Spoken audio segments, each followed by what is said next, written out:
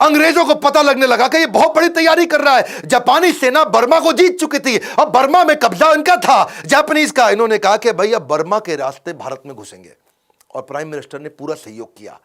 नागा पहाड़ियां यानी कि नॉर्थ ईस्ट जो नागालैंड है, वहां से मैदानी इलाकों में जाएंगे, पहले पहाड़ों पे जाएंगे, वहां से मैदानी इलाकों में जाएंगे। अप्रैल 1944 में आजाद हिंद फौज जो ये सिंगापुर से अपनी टीम तैयार करके आए थे, बर्मा से टीम तैयार करके आए थे, ब्रिटिश सेना को खदेड़कर मणिपुर में जाकर के पहली बार तिरंगा डाला। पूरा देश पूरा हिल गया उस समय। एक बात आपको बता दें, मानते तो दिल से गांधी भी थे कि हमारा देश अनडिवाइडेड रह सकता था। क्या कहते हैं कि अगर आप किसी को जोड़ना चाहते हो ना अपने साथ, तो उसे केवल गले नहीं दिल से लगाना चाहिए। क्योंकि गांधी ये जानते थे कि जिन्ना कितना भी शोर मचा ले, सारे हिंदू और मुसलमान अगर किसी एक लीडर को इकट्ठे मानते थे तो वो थे सुभाष चंद्र बोस।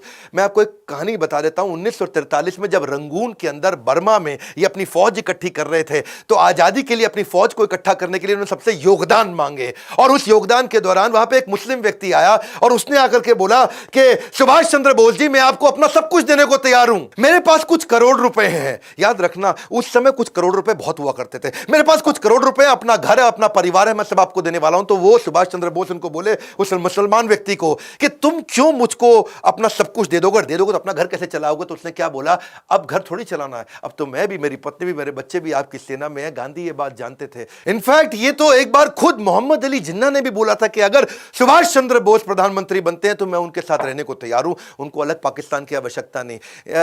मैं आपको ना ऐसे बताऊंगा कि गांधी की उन्होंने रिस्पेक्ट फिर भी जीवन भर करी। सिंगापुर में जब वो तैयारी कर रहे थे, तब वहां से भी एक रेडियो के अनाउंसमेंट में उन्होंने बोला कि गांधी जी राष्ट्रपिता हैं।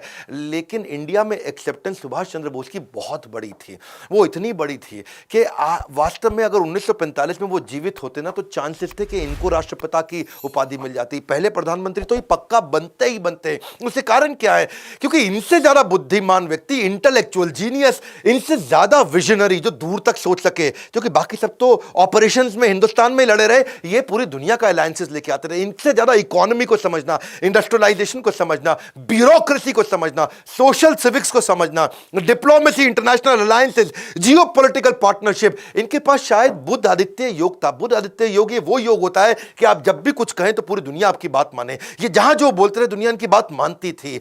चांसेस थे कि अगर ये रहते तो उसके बाद पाकिस्तान बनता ही नहीं, पाकिस्तान भारत में ही होता। मैं फिर बता रहा हूं आपको, क्योंकि गांधी ये बोलते थे कि ये अनडिवाइडेड चाहते थे, और जिन्ना अगर कंट्रोल में आते तो केवल इन्हीं के कंट्रोल में आते, सुभाष चंद्र बोस के। जिन्ना और तो किसी के नहीं सुनते थे। पर दुर्भाग्यवश हुआ ये कि पीछे 1945 आ चुका था, वर्ल्ड वॉर में अमेरिका ने हिरोशिमा नागासाकी बॉम्ब डाल दिया जापान में, जापानीज लोग पीछे हो गए। लेकिन क्या आजाद हिंद फौज की याद है हमें कुर्बानी?